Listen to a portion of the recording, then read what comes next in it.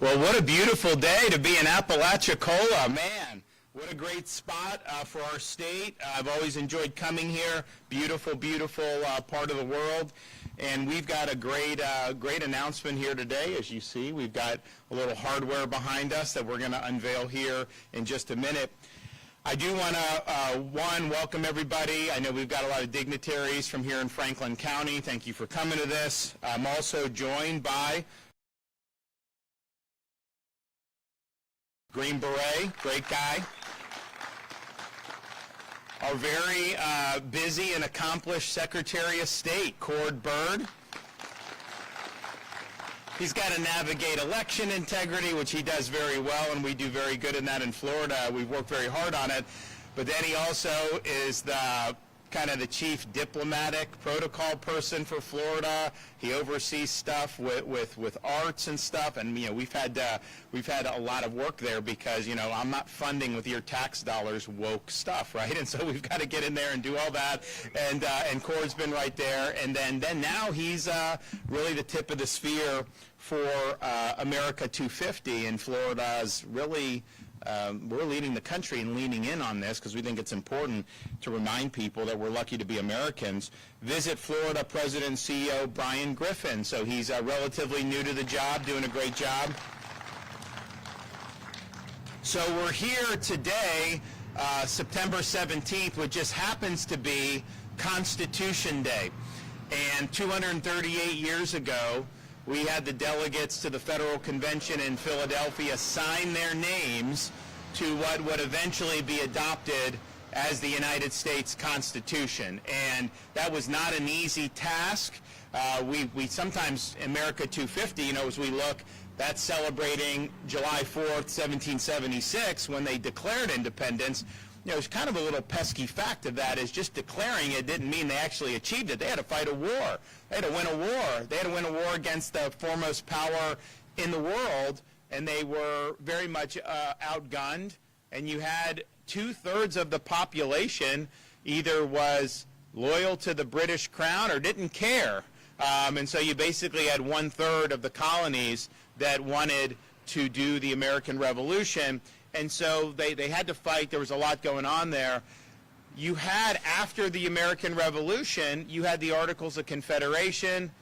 You had a lot of problems in a lot of these states, and there really wasn't good order. The founders at the time who had kind of steered the country through the revolution, they were worried that you'd have all this mob violence and mobocracy, and that the whole experiment would just basically collapse on the runway, so to speak. And so they figured, something needed to be done. They needed to have a framework for the country so that you could protect our God-given rights, but also provide a framework for the country to be able to grow and prosper. So that's really what led to the movement to convene in Philadelphia in 1787. And part of the reason we're here today is because we are here as part of America's 250 to honor the namesake of this county and one of the delegates to that convention in 1787, Benjamin Franklin, who, I don't know that we've ever had someone quite like Franklin in all of American history. At the time, though, since it's Constitution Day, it's important to point out this was kind of a renegade thing that was being done. I mean, they said they were going to change the Articles of Confederation. They're meeting in Philadelphia. They didn't exactly have cable news then, so they're kind of deliberating. You don't have media in there, and they're having to hammer out a lot of really important issues. There were two people at that time that were just head and shoulders above everybody else. George Washington, of course, the father of the country, was the commanding general during the American Revolution, and then Ben Franklin. And it wasn't even close. Nobody else was even close. And so the fact that Franklin was there, and he was getting up in years by the time you got to the 1787 time period, that was really, really significant. And so Constitution Day is a reminder that this is not something that is normal to have a written constitution endure for over 230 years. In fact, it's totally opposite the whole sweep of history, where these republics had been created, and then they typically collapse. And so our founders really took those lessons to heart. They wanted to make sure that they created a foundation so that the country would be able to prosper, but they knew you could do the best constitution in the world, but it would not be something that would run on autopilot. And so when Franklin walked out of that convention, he was asked, did you give us a republic or a monarchy? And he said, a republic if you can keep it. Because they understood each generation has to do their part, exercising the duties of being a citizen in a republic, sometimes having to strap on a uniform, risk your life, and even give your life for service to this country. So they knew that what they had done was monumental, but they also knew that the whole experiment would continue to be a work in progress. And so as we reflect on Constitution Day, there were compromises. It wasn't a perfect document, but it was the best that had ever been done up to that point. We should be thankful for that, but we also know we have a lot of work to do in this country to make sure that we are restoring the original vision of what America has been supposed to be. And I know a lot of people have worked very hard. I know Florida has worked very hard on that to really show a positive light and what can be done when you have a free state, when you enforce the law and make sure that people are protected, when we make sure that we're doing things to lift people up. So I'm proud of that, and I'm proud to be here on Constitution Day. So we've had, overall with America 250, our view is to lean into it. There are jurisdictions in this country that are tearing down statutes of America's founding fathers. In Florida, we don't do that. In fact, we're putting up new statues of America's founding fathers in different parts of this state. And that is really a natural outgrowth of our emphasis on civics education since I've been governor. It just occurred to me that American civics and understanding what it means to be an American, understanding the Constitution, the Declaration of Independence, that had really been a lost art. You go to a lot of universities, they don't want to be teaching about that. They want to be teaching about, some zombie studies or something ridiculous. And so we really wanted to make sure that, because it doesn't matter what you're going to do with your life, when you leave our K-12 system, and honestly the universities we want to include in this as well, and we have, some people are going to go straight into the workforce. Honestly, if you get skills, you graduate high school, there's a lot of opportunities to do that. Sometimes people go to college and they go deep into debt. Not in our state universities, because the tuition's the same as when I became governor. It's the cheapest in the country for Florida residents. We're proud of that. But others, sometimes you go deep in debt and then don't have a lot of great options. So going straight into the workforce is a really viable thing for a lot of people. Others will go to a state college, some will go to a university, some will go to professional school, all these other things. Some will go into business, some will go into this. It's a lot of different pathways, but all the people that come out of this state's school system will be called upon to exercise the duties of being an American citizen. And with the rights that we have from God and are protected by the Constitution comes responsibilities. And that may just mean that you participate in elections. Maybe it means you go as a parent, you go to a school board meeting because they're not doing what they're supposed to do, and you let them have a piece of your mind. Maybe you run for political office. Maybe you join the military. Maybe you support you're in law enforcement. There's a lot of different ways that you can contribute as a citizen, but I just think it's important, and I've always believed we can't be graduating blank slates. We've got to give our students a foundation so that they understand how America came to be, what are those enduring principles that mark the founding of this country and continue to make us unique throughout the world, and how do you apply that into this modern age. There's nothing new under the sun. Our founders studied all of human history. Human nature has not changed. They didn't have TV in 1787 or internet or social media, thank God. They didn't have artificial intelligence, which that's all. Don't even get me started on that. They're like, oh, we're all just going to be under artificial intelligence. Really? It's garbage in, garbage out. And when you're querying this, if they have a bad data set, they're producing bad results. And I see a lot of flaws in that whole thing. We'll discuss that at length some other time. So they didn't have that, but they understood human nature.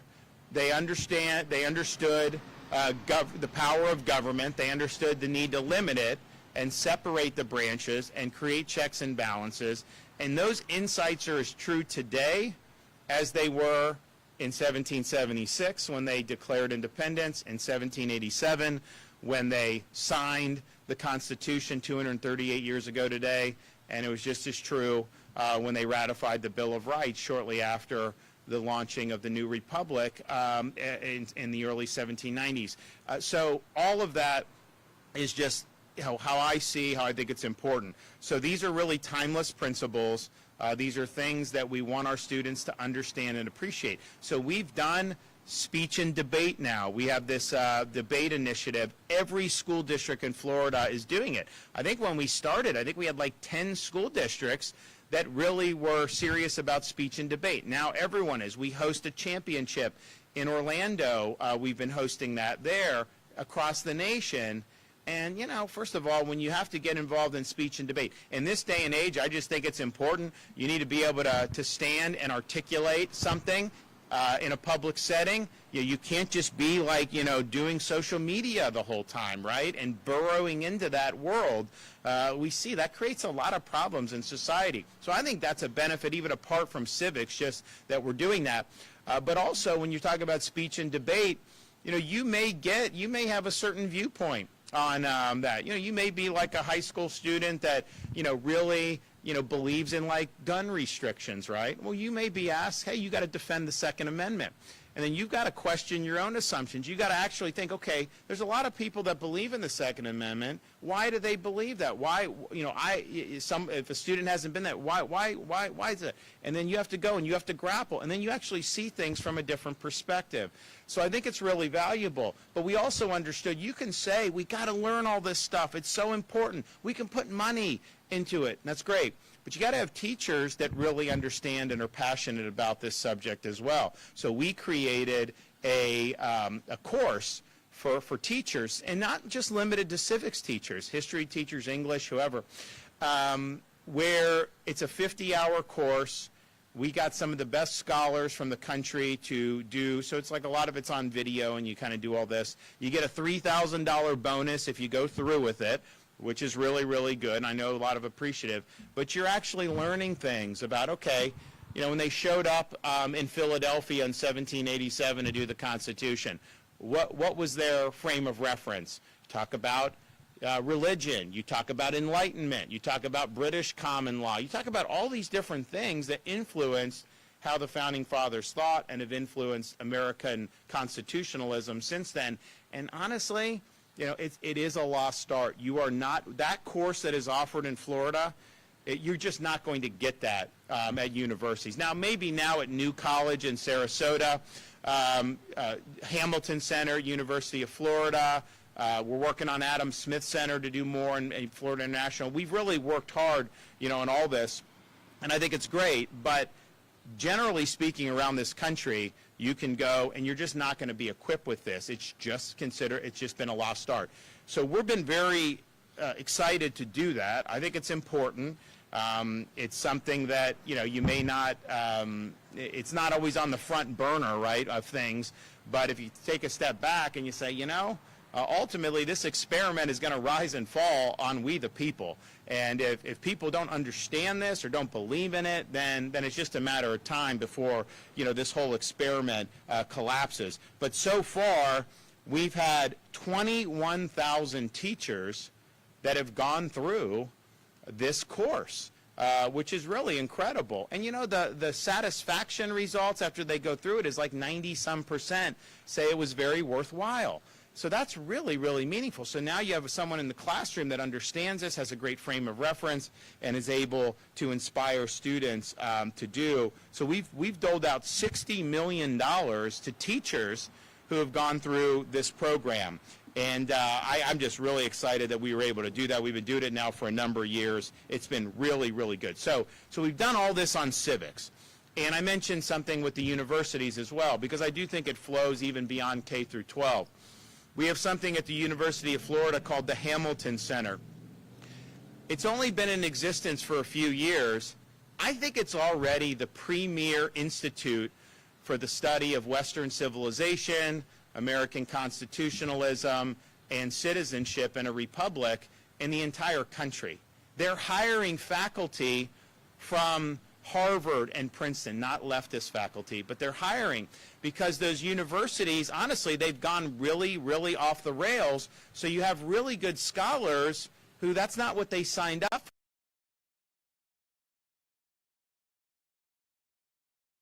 Like, man, yes, we believe in the classical mission of a university. We believe in preparing citizens, or preparing students to be citizens of this republic. We want them to think for themselves. We don't want ideological indoctrination. So that has been something that's absolutely amazing. It's only going to get better.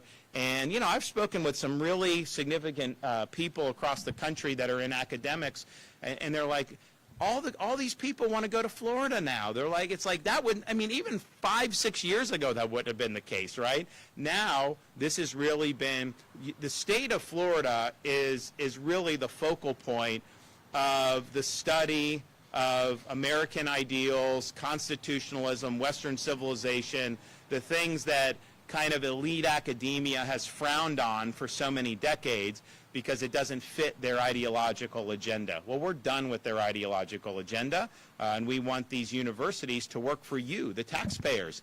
So you can't have a situation where you're voting people in like me by 20 points, and somehow these universities are Marxist compounds. That doesn't work, and that's not what we're doing in Florida. So Hamilton Center is amazing.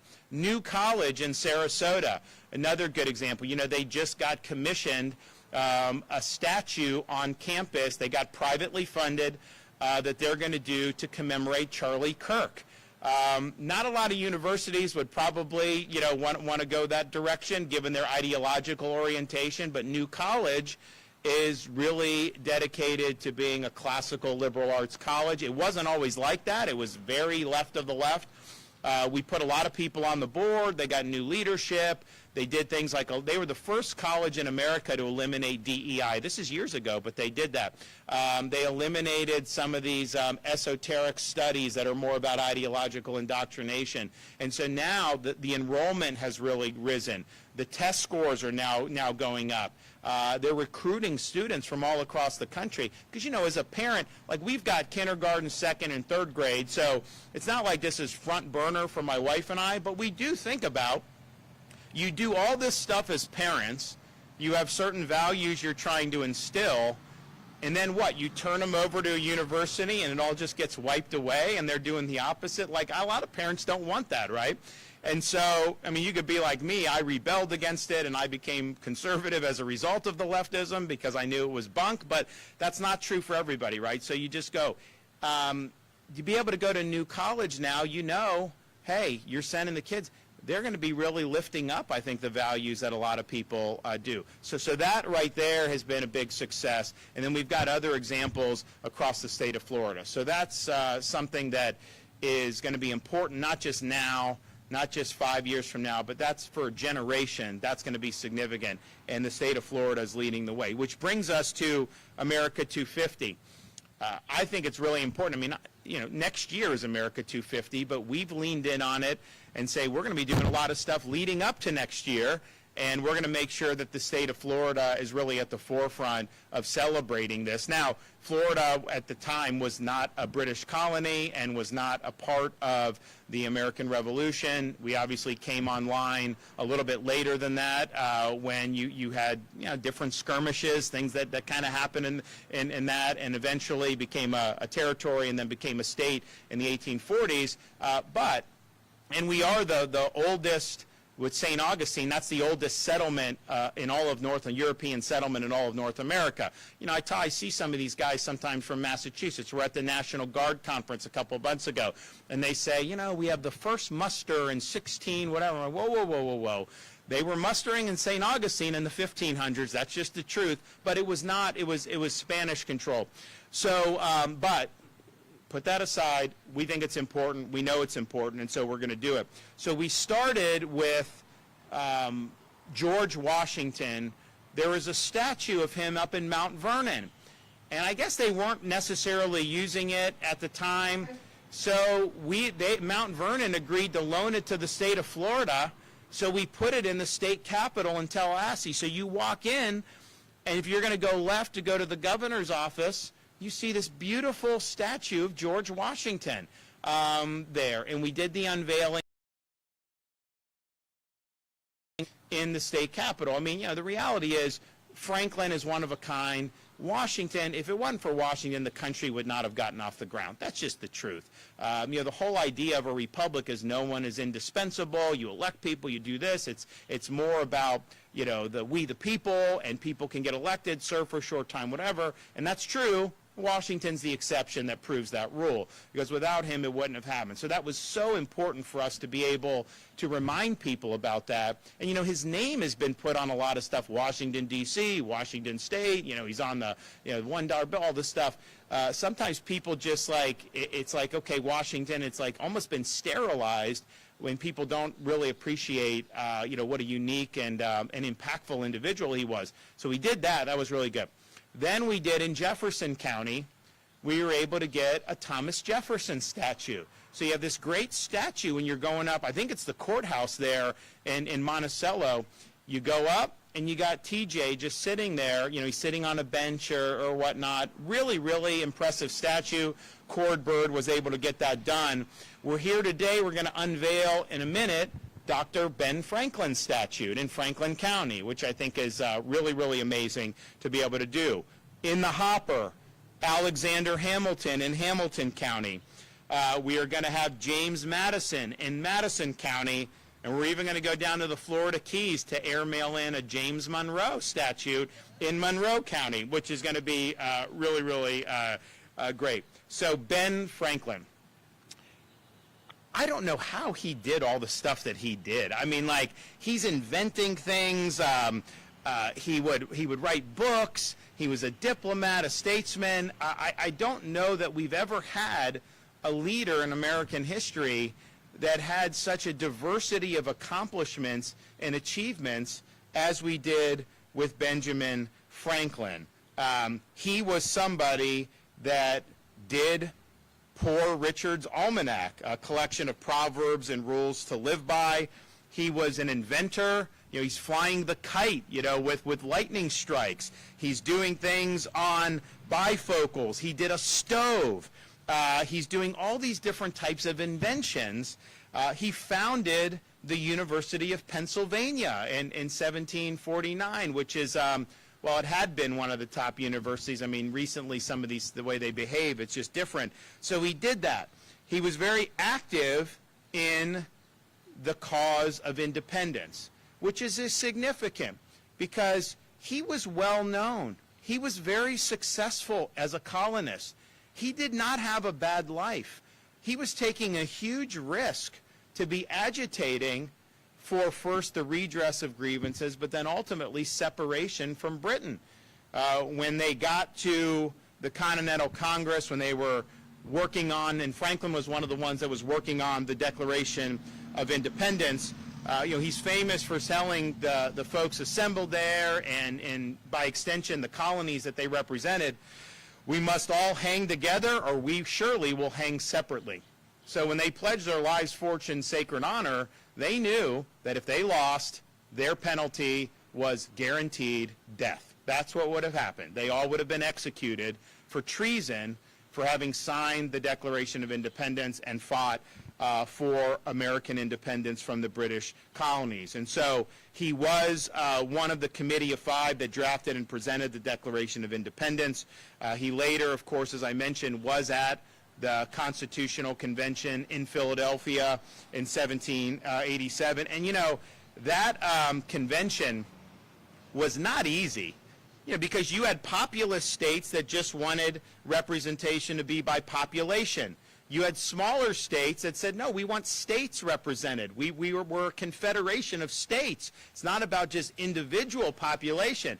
So that was like almost insurmountable. That's why they created the House, which is population, and the Senate, 2 senators for each state. It's called the Great Compromise. They had to hammer out a bunch of other stuff. I mean, just having an executive, they rebelled against the king. What, you're going to create a single executive? Is that going to be someone that's going to be too powerful? So they had to debate all these different things.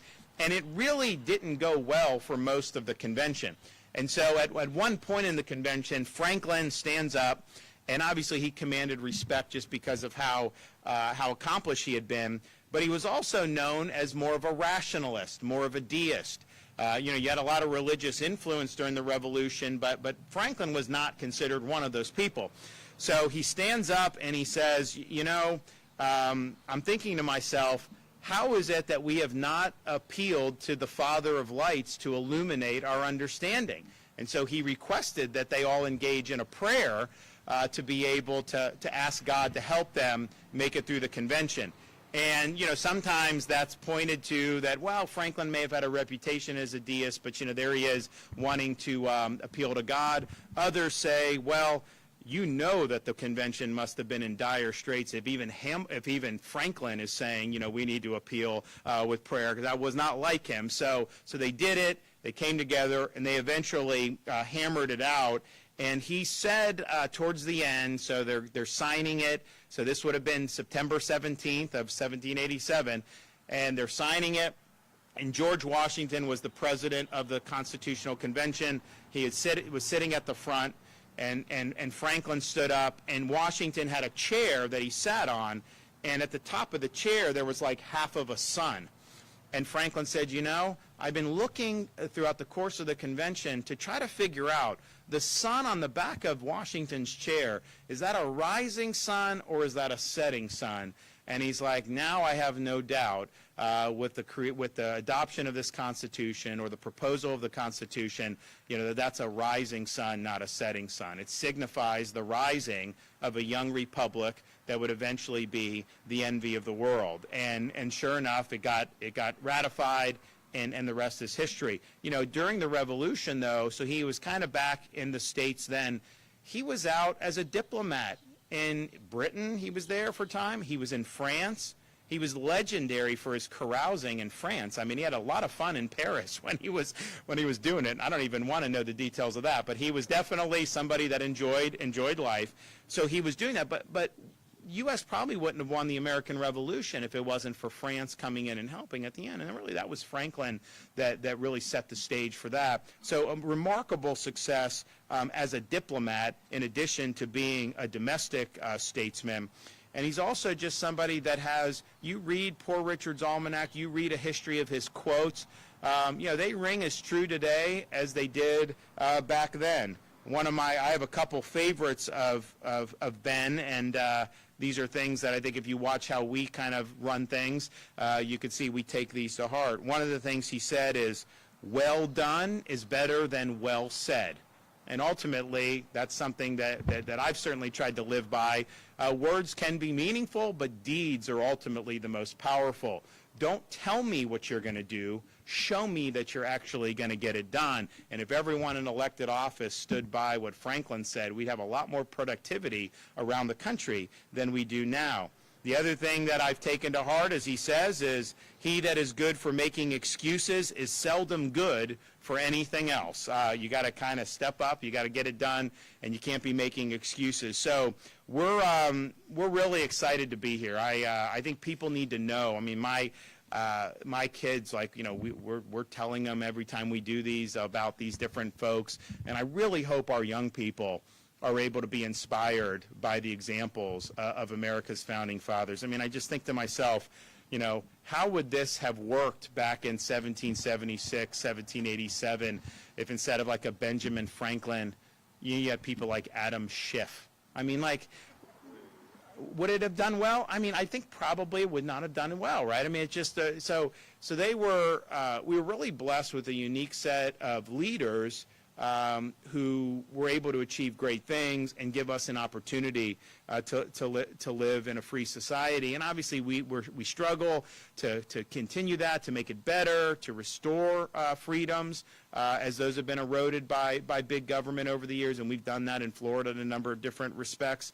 But man, I hope these young people throughout the balance of this year and through next year really are able to learn something significant about the founding of this country. And I think it could help spark a great renaissance throughout the country if young people really appreciate these ideals. The country's always done well when we're true to these founding principles, when you're applying those faithfully, we typically do well. We get into trouble when people turn their back on those founding principles and when they're not continuing to recognize the enduring principles that the country was founded on. So I do think it's important, not just as an academic exercise. I think it's important going forward as free people. So before we're going to call up the LG, we're going to call up Byrd, we're going to call up Brian Griffin to make some brief comments. But before we do that, Secretary Byrd and I are going to officially unveil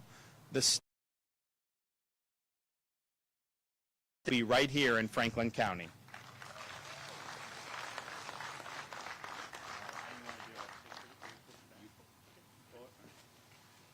There he is.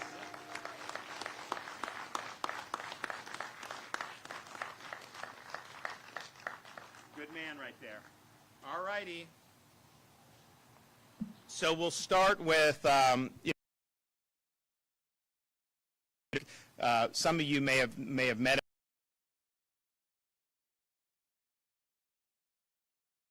He's actually the first person, after serving 18 years, he lost one of his legs, and rather than retire, he became the first person in the history of the Army to re-qualify as a special operator Green Beret on a prosthetic leg, which is not easy to do. And you got to go through the same stuff that everybody else does. And so he's got great experience serving our country in uniform. He's also been operator for a charity that responds to natural disasters, and they have done a lot in Florida. Knock on wood, hopefully we don't need that this hurricane season. So far in the Atlantic, I think there's something out there that's I think going to be a fish storm. So we're watching, every day that goes by in September gets us kind of one day closer, but you never know, right? These things can happen very quickly. But he's done that, remarkable. And then even more recently, we were in when Iran and Israel had the conflict. We had a lot of Floridians that were over in Israel, students that were studying or on tours, church groups that were over there. And there was a frantic, what are we supposed to do? The airport's closed. How are we supposed to get? So we authorized rescue operations through the Florida Division of Emergency Management. We were able to get thousands of people out of Israel. We flew home, many of them, from Cyprus and other places. And so, I was happy to authorize that. But, I'm sitting at a desk signing this in Tallahassee. Jay Collins was then a state senator from Tampa. He flew over to Israel, was on the ground as the ballistic missiles were coming down, personally rescuing people from that conflict and bringing these Floridians home. So I really appreciate what he's done for service, and he's been very strong on achieving major conservative victories, whether that's Second Amendment victories, whether that's banning the Chinese Communist Party from buying land in Florida, which I signed, but he did in the state Senate. These are major, major things that have been really good for the people of Florida. So I present to you Florida's Lieutenant Governor Jay Collins.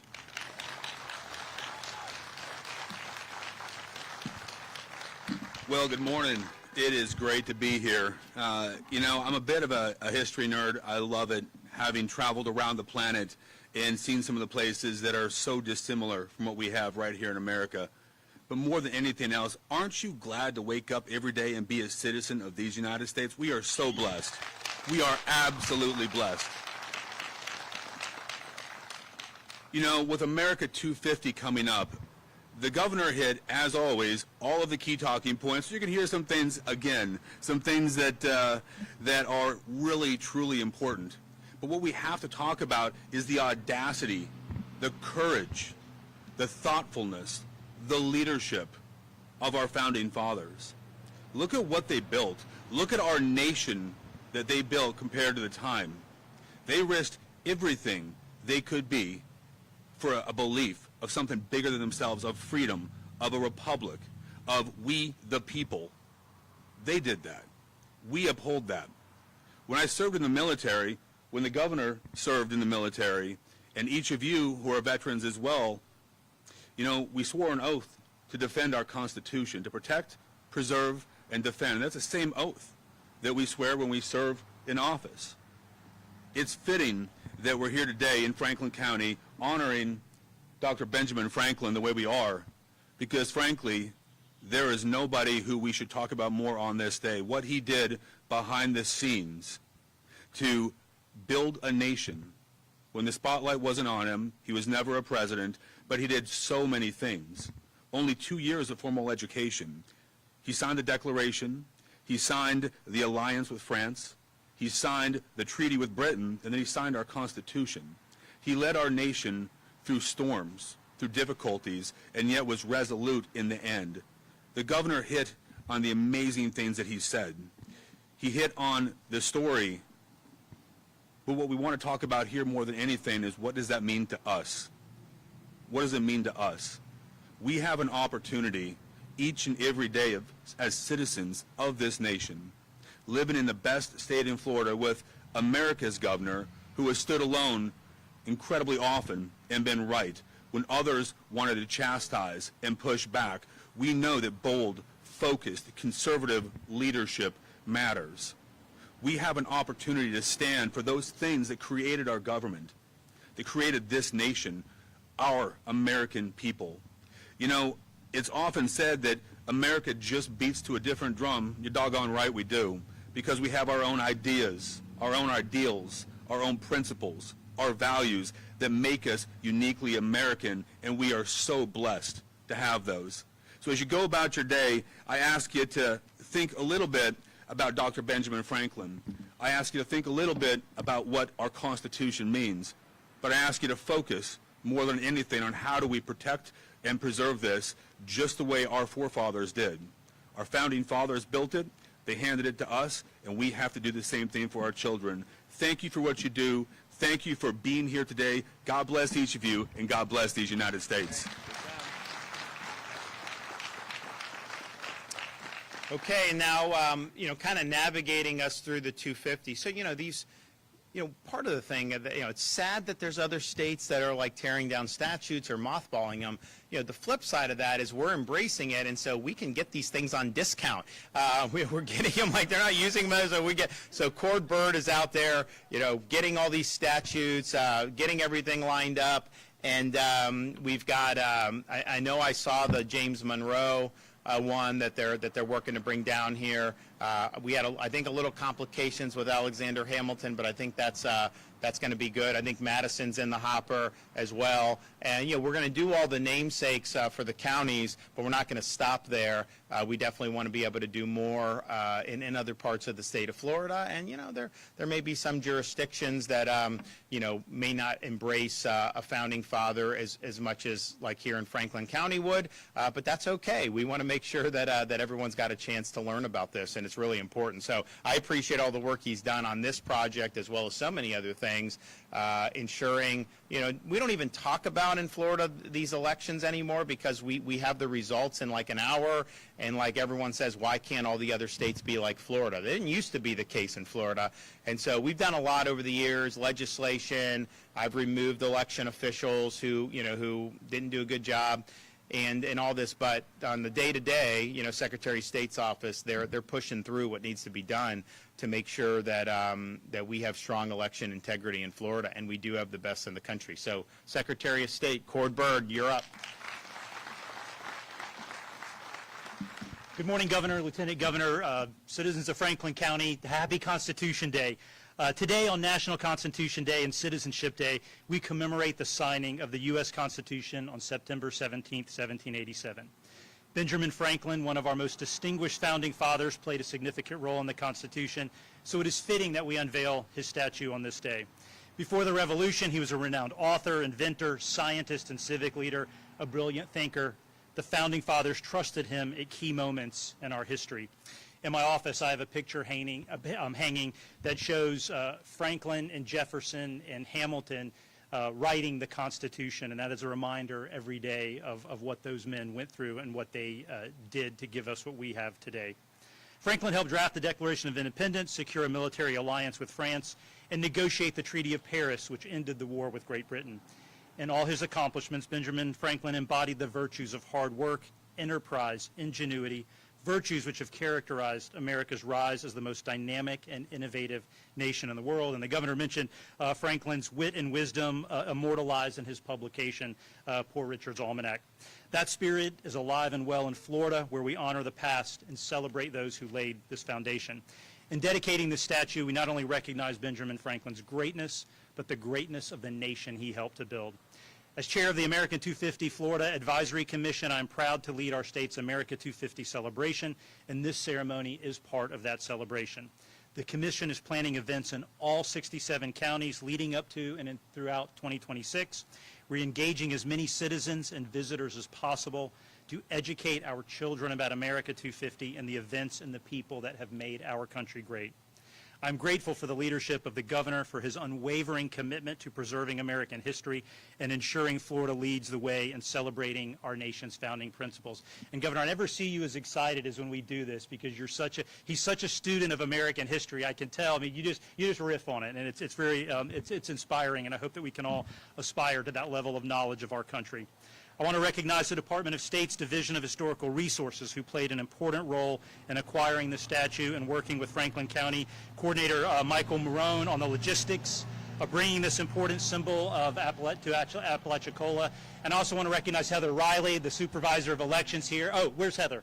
Oh, there she is, who's doing a wonderful job as doing her constitutional job and ensuring elections in Franklin County. I want to thank the Department of Transportation for their assistance in building the concrete pedestal on which the statue is mounted and transporting the statue to this location. Also want to recognize the Museum of Florida's History, Design, and Fabrication Shop for working with the county and their expertise in getting the statue involved here at the courthouse. These things weigh thousands of pounds, and it's not an easy task to get them here, so they do a wonderful job. And finally, as we prepare to celebrate America's birthday this year and next, let's take a moment to appreciate Benjamin Franklin and all the founding fathers who risked their lives for the cause of freedom. I also encourage you to stay tuned for a slate of America 250 Florida celebrations being held across the state in the coming year that will be family-friendly, patriotic, and educational events celebrating the birth of the greatest nation in the world. And I'll leave you finally with a quote from Benjamin Franklin on the Constitution. He said, "The Constitution only guarantees the American people the right to pursue happiness. You have to catch it for yourself." And in Florida, under the governor's leadership, millions of Floridians are out every day catching happiness. Thank you. Happy Constitution Day.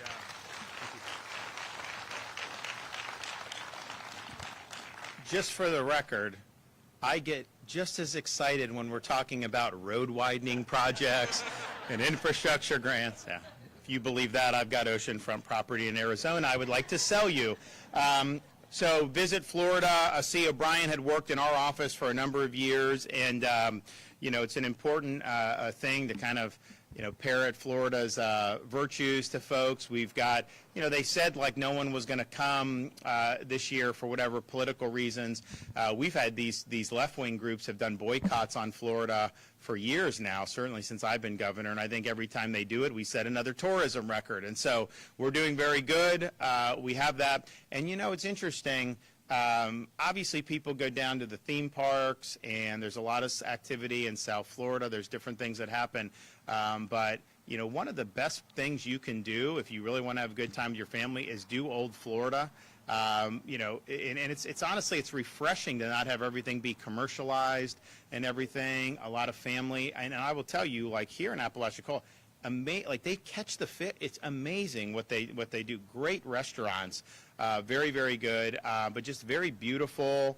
And, this is kind of, as Florida was meant to be. So we have so many great spots, particularly throughout the northern part of our state, not just here in Franklin County, but throughout the region. We've worked really hard with folks here and in neighboring counties to, recover from the storms. It's not been easy. I mean, you had Idalia in 2023, which was a major hurricane. It didn't get as much attention because when it hits the Big Bend in Florida, the media doesn't care as much as if it hit, other parts. That's just how they are. But it was very, very significant. Then you did Debbie, which wasn't as significant as Idalia, but it's going the same path when people are recovering. So that was really devastating. Then you had Helene, that came in. Milton did turn and went further south on that, but that's a pretty significant string of events, and we're hoping that we get a respite. We had 10 years from 2006 to 2016 where there were no hurricanes in Florida that hit, and then we've had 6 majors in the last 7 years, so these things kind of go in. But we've been really supportive of helping out with the response initially and then continuing to do it. And, you can count on me to do it. Hopefully we don't have to do for any new storms, and we can just kind of focus on the ones that have happened. But I do know that this is a great part of the state, and I know more and more people see that. So Visit Florida President and CEO Brian Griffin. Thank you. Well, thank you, Governor, and good morning, everyone. I'm Brian. Happy Constitution Day. Indeed, Florida is the #1 tourist destination in America, and we're proud of that. But we're here to honor one of America's most remarkable founding fathers. Over the last few years, we've all witnessed a craze of bad faith, politically motivated demonstrators tearing down statues and demeaning our nation's founding. It achieved nothing but to reveal how little those individuals knew about American and world history. We're a good, decent, and just country founded by a group of wise, earnest, and God-fearing individuals, and we are lucky to call America home. Therefore, we should take every opportunity to remind future generations of the value and scarcity of liberty. That's why it's so fitting that Florida is putting statues up to restore the rightful recognition of our founding fathers and to celebrate them and all they contributed to our nation's successes. Once again, Florida leads. Benjamin Franklin was, in particular, a man of many talents: a printer, a scientist, an inventor, a diplomat, and a statesman whose brilliance helped to shape the United States. At just 15, Benjamin Franklin was already publishing essays under a pseudonym, outwitting Boston's literary elite. And among his many contributions to science and industry, he charted the Gulf Stream, aiding transatlantic voyages, which is an endeavor that particularly resonates here in Florida, where our currents draw visitors from across the globe. His ingenuity gave us the lightning rod, bifocals, even swimming fins, important to Floridians, and his work as a publisher developed effective political commentary that shaped the revolution. He was instrumental in the Continental Congress and in the Constitutional Convention. He was a pivotal American diplomat in Europe, as the governor mentioned. He was an accomplished writer, and he was a man that lived by values. When he returned from his first trip from London, he sat down and wrote down, he was in his 20s, a list of values that he wanted to live by, honesty among them. And that's just so rare and important and speaks to the founding fathers, speaks to him. As a signer of both the Declaration of Independence and the Constitution, Franklin's courage bolstered others in the fight for our country's independence. A contemporary of Benjamin Franklin said, "He snatched lightning from the sky and scepters from the hands of tyrants." Here in Franklin County, Florida, named in his honor, this statue will be a beacon of that legacy. It invites us to reflect on America's founding and our experiment in self-governance. And as we near 250 years of independence, Florida is the perfect place to celebrate this milestone. From the streets of St. Augustine to historic Tampa, from the Panhandle to the Keys to right here in Franklin County, Florida's history and contributions to the Republic are numerous. That's why Visit Florida, partnering with the Governor's Office, the Department of State, and many other state leaders, will be working tirelessly to make Florida the destination of choice for those celebrating America's semi-quincentennial. When I took the helm at Visit Florida not long ago in August, one of my first meetings was an annual conference that gathered all of the heads of America's state tourism agencies. And I have to admit, I threw down the gauntlet with Massachusetts and Pennsylvania and some of the other traditional 13 colony states. I told them that Florida intended to give them a run for their money in hosting the biggest state celebration of America's 250 next year. We are all in. We will highlight historic sites around this state, patriotic events, and Florida's contribution to our nation. You can pick up driving tour maps and other 250th materials at Florida's Welcome Centers, and follow along and stay tuned on social, and you can go to america250fl.com where all of this will be located for your convenience. So come explore our state's rich history, reflect on our founding fathers and monuments across the state such as this one, and discover why Florida is a perfect destination to honor our nation's past and its future.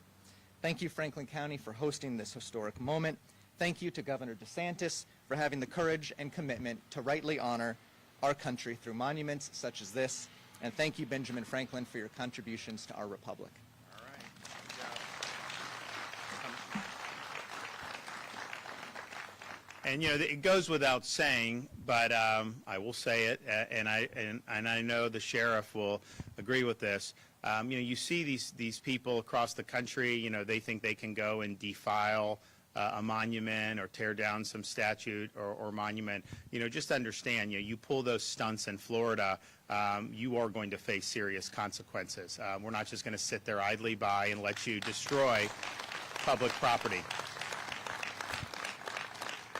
You know, you also just, you know, the reality is as we look into 250, and Franklin was obviously very prominent in Philadelphia for a lot of his life. The Continental Congress met there, signed the Declaration of Independence there. The Constitution was debated and signed there in 1787. And, you know, you actually, if you ever get a chance to go in, I know the city's not as safe as it should be, and which is a whole nother issue. You know, you got these district attorneys that basically let the criminals out, and they don't prosecute like you should. That's happened in Philly in a really bad way, and so I mean it's really hurt the city because they've turned the back on public safety. And I know people say, why has this happened? Well, it's, you know, it's you got financing from people like Soros, you got a political machine, you got all this, but the reality is the results have been poor.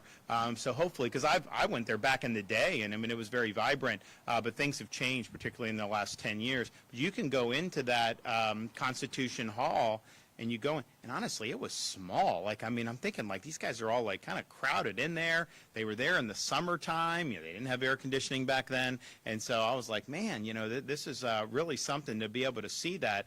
But that's always been very meaningful to me, that you know, that particular building where so much of the republic was birthed there, and you know, a city that's got that, and they got a statue of Rocky still somewhere. I mean, so like for me, it's like they're singing my music there. But I do think it's an interesting thing to be able to do and see and learn from. Okay, do we have any questions? Talk about the importance for you to be able to unveil these statues for America's citizens. Well, I'm just passionate about the idea that you know, we were really lucky to have such a great constellation of leaders found this country. They were very smart. They had studied history. They understood human nature. They understood that they were swimming against the tide of human history by trying to establish a Republican form of government. But they were willing to risk their lives, fortunes, and sacred honors. They were willing to work hard and scrape and compromise to be able to create a constitution, you know, years after the Revolution. And, you know, Franklin, when he got up, there was a question, was he going to support the Constitution when he was there? And he said, you know, I consent to this Constitution because we can do no better, and I'm not certain that it's not the best that can be done under the circumstances. And so it really was a unique moment for individual freedom and human liberty. And, you know, that was just the opening salvo. They knew a lot more needed to be done.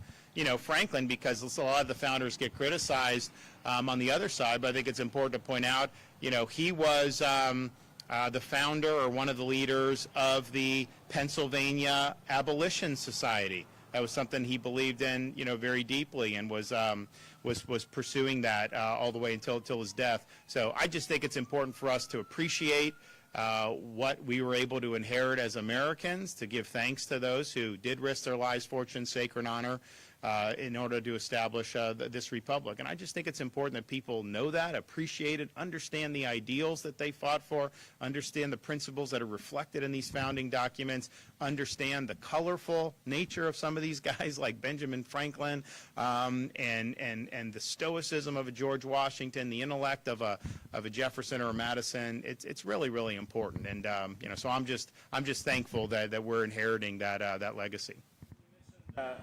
New college statue for Charlie Kirk. Is the state planning on doing anything for Charlie Kirk? Well, so obviously that's a state university, New College. So the question is, New College, they already got donors to commission a statue of Charlie Kirk for New College, and basically to symbolize the importance of open debate, particularly on college campuses. And you know, it's interesting. Like, I remember when he was like 18, because this is like 2012. I was running for the U.S. Congress. I had never run before, but you get on these circuits, right? You go to certain conventions, or you go this, or you're down in certain parts of Florida. You know, you have to raise funds. You got to do all this stuff. So we kind of crossed paths, and it was very earnest. You could tell like he really knew his stuff. But you don't know what's going to come of these things. And then like a couple years later, I'd see him, and like he'd be at these big events and doing all this, and really grew that organization in a really significant way.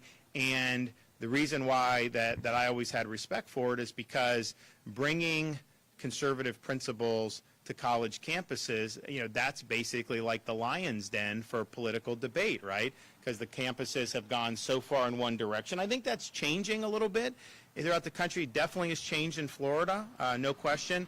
But he's doing that, and he's bringing these ideas there. He's jousting with all these, all these students and professors, quite frankly, who are very left. But he always did it, I think, in good faith and really believed in the importance of debate. And so the assassination was obviously a tragic thing and a very sad thing, because you got a 31-year-old father of two. But it was even more tragic because what was he doing when they killed him? He was debating students, making the argument, showing how, you rely on logic and reason and facts to win these things. And so the attack on him was more than just an attack on one person. It really strikes to the heart of whether this whole thing we have can be viable or not. And if you can't express your views and engage in good debate, and it's not just, this was an extreme situation where somebody went and assassinated him, but there are other speakers that go where the mob will shut it down and they can't. There's others that get shouted down and they can't talk. There's all the people get canceled all the time from even being able to speak. And so this assassin he didn't like what Charlie Kirk was saying, and so he wanted to silence him through violence, and he killed him for it. So I think it's appropriate what New College is doing. That's obviously a state college, and I'm supportive of doing that. We will also, of course, we've done the flags at half staff in conjunction with the federal government, and I was happy to do that because I think it was appropriate. Some of the results from the DOJ audit, nearly 200 million of waste identified in Orange County. What's your reaction to that, and kind of talk about where things stand with that right now? So I think a lot of people know, but maybe not everyone. So we, at the beginning of the year, launched a statewide auditing and DOJ effort in Florida. We're doing it for state agencies, universities, and all that, but then we're also doing it on local governments. Because what you look at, you got a place like Broward. They've had no net population increase in the last 5 years, and their budget's gone up 60%. And so people are paying more in property tax because they say, oh, well, your home used to be worth $400,000, now it's worth $900,000. Pay up, right? And even if you have homestead, they still raise it. It may not be raised as much, but you still pay more. And so we thought it was important for taxpayers that there's a voice that this is being done. So you have the chief financial officer of Florida, Blaise Ingoglia, is really leading this, and he's doing a really, really good job going into jurisdictions. We do have legal authority to have access to the books and have access to what needs to be done. Some of them aren't cooperating, and then he's doing subpoenas. He's doing what needs to be done to hold them accountable. But what they're finding in Orange County in Central Florida, found $200 million in waste in one county. So the question is, would you rather cut out that waste and then not have to pay property tax on your personal residence, or do you want to just keep getting taxed so that they can fritter away your money? And I think most taxpayers want to own their homes. They don't want to fund extravagant spending. And so, we obviously are going to support firefighters, police, support education, support some of the infrastructure stuff. And no one's done that more than me in Florida.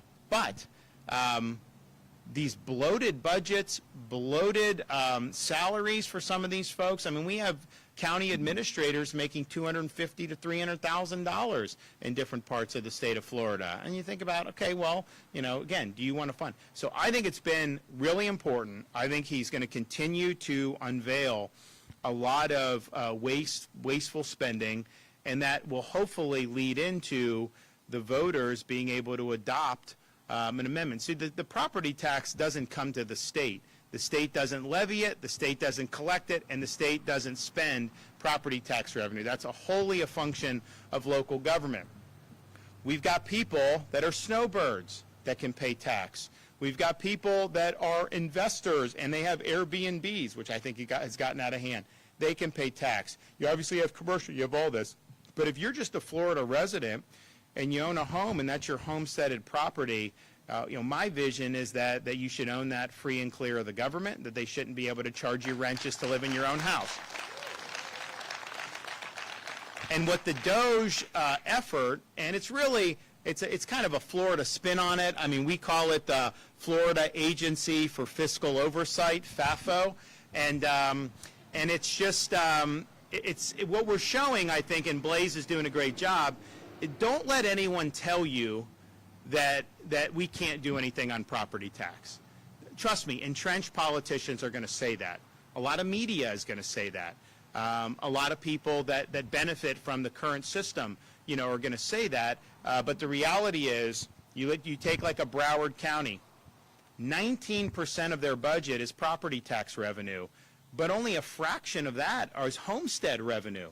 So you're talking about a budget that's grown 60%. The revenue we're talking about is a fraction of the 19% that they're taking in. Are you trying to tell me that they couldn't recalibrate that budget and just go back to like 2022 levels or 21 or 23? Of course they could. Of course they could. So this is a choice that will be presented to voters in November of 2026. And I think it's really exciting. I mean, just imagine you come to Florida, raise a family, stay here, retire, whatever the trajectory of your life is, never having to have paid 1 red cent in income tax to the state of Florida, which we're proud of, and then never having to pay 1 red cent in property tax to any local. I mean, like, that would be, you want to talk about the free state of Florida, that would be it. And guess what? People will say, hey, Governor, we have, this company is buying these homes and they're renting it out, or the Airbnb. And look, I get it. Like, I'm sympathetic, but, can you just say you can't buy or you can buy? It's hard to, see how you do. But if you say that the Airbnbs are taxed and your personal homestead is not, doesn't that give a preference to say we value individual home ownership and we don't necessarily are going to value people buying up a bunch of properties just to be able to rent them out? So it puts a thumb on the scale for the individual citizen who just wants to own a home and live and raise their family or retire with dignity or whatever they want to do. So I think it's a way of getting at that issue where folks have raised questions about, because, I mean, there's some parts of, near the theme parks, there have these subdivisions, and, most of the homes are Airbnb homes, right? And it's like, does that make it easier for someone to afford a house, or does it make it harder? And I think it probably makes it harder. So if you do the tax the way we want to say it, where homestead's free and clear, oh man, that's going to be so good. So they just did the Orange County, $200 million. Blaze is going to be in Jacksonville today. They're going to be unveiling a waste there. I do know they spent tens of thousands of dollars to create a hologram of the mayor to put at Jacksonville International Airport. Again, is that what you want to pay property taxes to fund that? I mean, probably not. I think most people would say. So I really appreciate what he's doing. But, look, I tell people, you look at the last 5 years, I mean, what would you give to be able to have 2019 grocery prices, right? When you have inflation, even if inflation doesn't go up any, you don't get the old prices back. And that was part of the things I kept beating the table about Biden was, 8%, 9%. And it's like, well, even if it goes down to 4 or 3%, that's on top of what you've already had. So you've been hit there with grocery. You've been hit with different items of cost of living. Home prices, look, home prices have gone up. I do think that's going to correct nationwide, and I think it'll correct in Florida because people can't afford these homes at these prices. How do you have $80,000 median income, household income, but then home price be $430,000 median. That doesn't work, especially, I mean, interest rates have come down a little bit in the last few weeks, but they're still a lot higher than they were 3 or 4 years ago. So something's got to give. So maybe people just start making a whole lot more money all of a sudden, and then but I think more likely is, I think that those prices are going to correct. And Florida was one of the first to go up high because the influx of people, but I do think you're going to probably see that on the back end. I think that's probably happening in some parts of the state already, and I know it's happening in some other states too. So that's just kind of the way. But still, if you own that home and the value's going up, you know, you do have more home equity, so that is an asset. But the problem is it's like, okay, be careful what you wish for, because then you're having to pay more tax on it, and you've never sold it. And so it's an unrealized gain, and they're hitting you for it. So the way, I think the best way we can do to help give people relief so that they're able to do well and make ends meet is the property tax. We can't control the prices at the grocery store, a lot of the things. The tax is the one thing that is totally under the control of we the people, acting in this case through the Constitution with one of these ballot measures. So we got to get it done, and I'm for it. Yep. Apalachicola Bay is opening in January to oyster harvesting. What's your thoughts on the future of it and state support for it? Well, first, you know, you're welcome, because we put a lot of money into that. We've been very supportive of it. We're happy to do it. So I think it's great for the economy. I think it's great for the culture. I think it's a great tradition. I think it's good for a lot of things. And so I know it's been difficult for many, many years. We've been very receptive to the concerns of folks here, and I know we've been able to deliver some meaningful results. And so we'll look forward to coming down and checking it out when the time is right. Yes.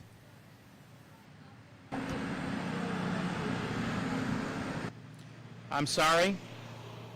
The Attorney General of what? What about him? For what? The water. Oh, you know, I haven't been briefed on any updates, so I would ask him, you know, on that. But yeah, that's another one that's doing a really good job.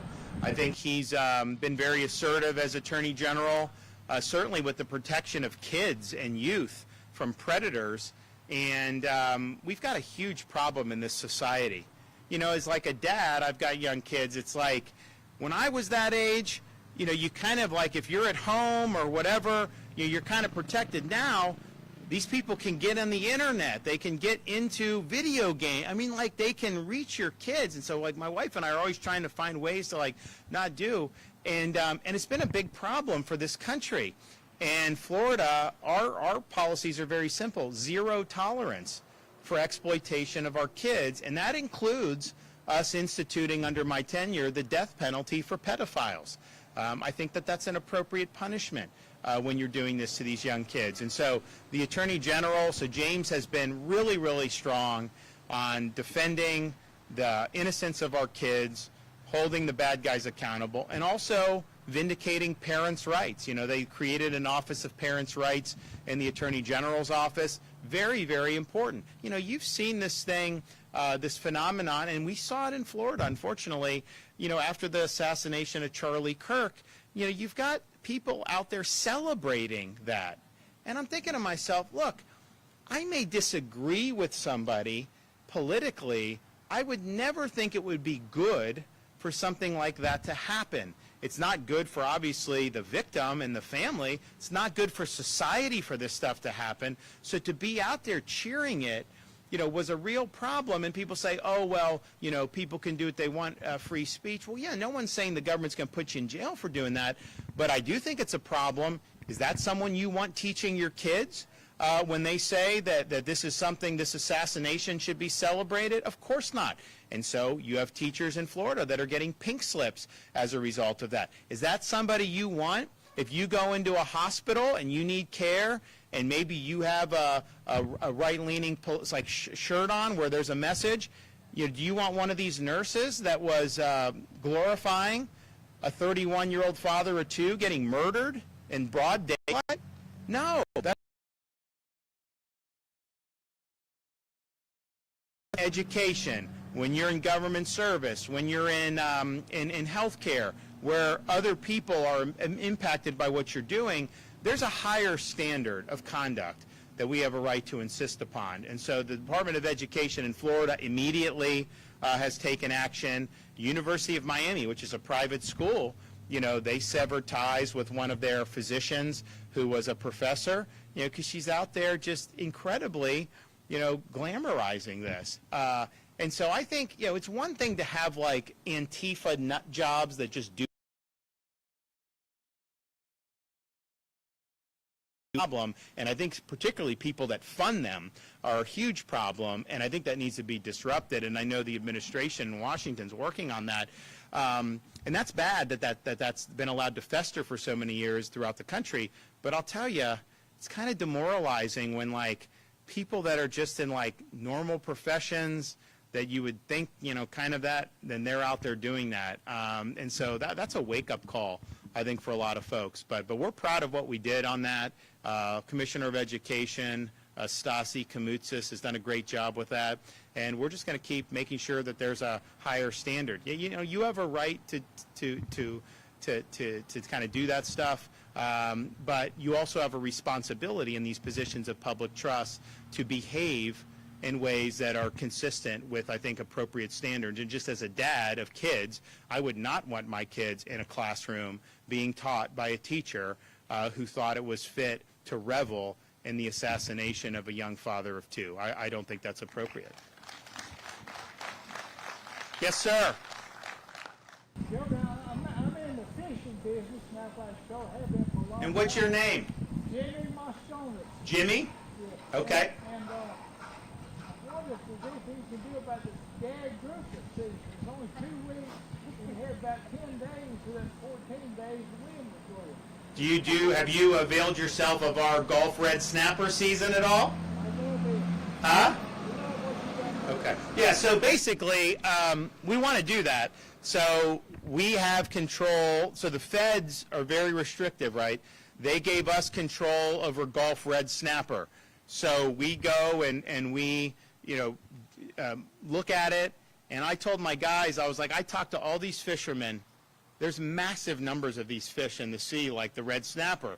That's true on the Atlantic, and it's true on the Gulf. And I was like, I'm not, and we had very little season, but when I became governor, and I was like, we got to do better. So we've done it. We've done the data. We have the largest Gulf red snapper season in the history of state management of this. So this is like in modern times, including Memorial Day weekend, including there's going to be Veterans Weekend, all the way through New Year's are going to have dates. So it's good. But here's the thing. The population is as healthy as ever. We've expanded dramatically, and the population is strong. The population is vibrant. So I want to do that on the Atlantic side. We're asking the feds to give us, and I want to be able to expand on grouper and some of these others. But, you know, I've got a lot of bureaucracy and regulation that I have to deal with. But I'm definitely confident that the data that we get, particularly from the federal government, is not fully accurate data. And we've proven that with the Gulf red snapper. So, you know, I'm supportive. I know it's, first of all, it's good for the economy, for people like you, but it's very good to help supplement the tourism. I will tell you, people say, like, you know, where's the best place for food in Florida? You know, because, you know, we've got, like, Miami kind of became the restaurant capital of the country during COVID because these restaurants weren't allowed to operate in New York or Chicago, so they moved to Florida. They're in Palm Beach, Miami, a lot of them in Miami doing that. And it's great. But, you know, some of these things, you sit there and it's like sticker shock, and it's like more of a kind of an exotic experience. Like, you know, I want things that a little more blue collar for my blood. And I will tell you, you know, these seafood, family-owned seafood places and different parts of Florida's coast here in Appalachia is amazing. You've got others. I think we were in Steinhatchee after the most recent hurricane. I think it was after Helene. And we were helping them with something. And I went to, you know, this place just to have lunch is a seafood joint. And the owner was a great guy. He's like, do you like stone crab claws? I'm like, yes. I mean, like, of course I like, yes, absolutely. Brings out these stone crab claws. these massive, massive stone crab claws. I mean, honestly, like as big as I've ever seen, just amazing. All this stuff. But then it's true for like a lot of different parts of Florida. Like you go to the Florida Keys, you go to these little keys, they'll have these places to go. So I always tell people that is the best Florida experience that you can have. So that's part of what draws tourism. Honestly, when Floridians get to experience more. You know, I used to do when during COVID, Fauci would always attack us because we had restaurants open. He hated restaurants. He wanted restaurants closed. Or no, they said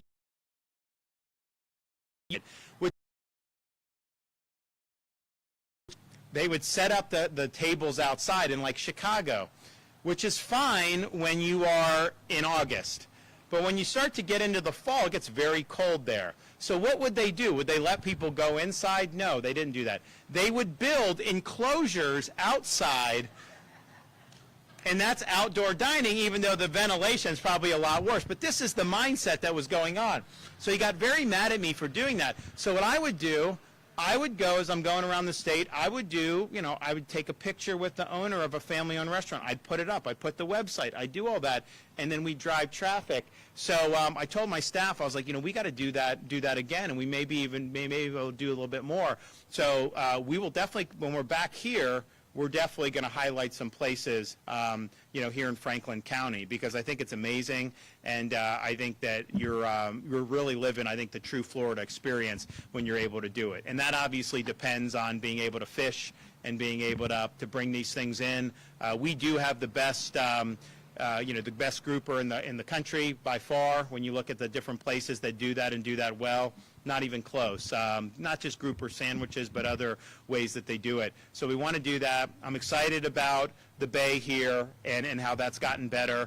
We're going to continue to be helpful. You know, you have guys, you know, Corey Simon, I think, is the senator. Jay Trump, these guys, they've done very well for you guys, really pushing a lot of this stuff and getting some of the funding that have come through. So I know we'll be able to do that, continue to do that more in and of itself. But like I said, it's important for the economy, it's important for the culture and way of life, and it's just the right thing to do. So you guys make sure that, you know, you bring kids to do a little quick pilgrimage of Ben Franklin here. Hopefully all the school kids in Franklin County have a very clear understanding about Dr. Franklin and what he stood for and what he did and how he was an important part of launching the American experiment. So happy Constitution Day, everybody. Thank you and God bless.